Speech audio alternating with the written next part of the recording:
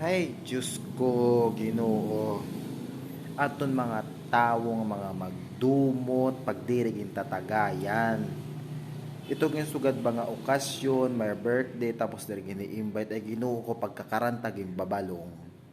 Ha?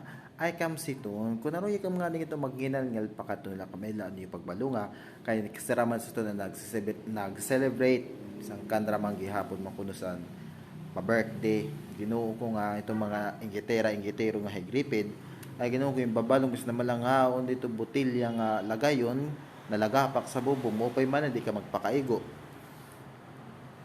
Ini man yung mga tawo, pag di nga naging tatagayan, nangagdudumot. Adi na, kay naurawan sa pag-ininom. Kahubog, masuka, mahuhulog sa tulay, mahipapaligad, mag-aaway, ang mag-asawa pag-uuli. Mo na ito ka naglinaklak ka. Tapos dadama yung panigripid. Kay si Padi, ginuyagad o nandamay na.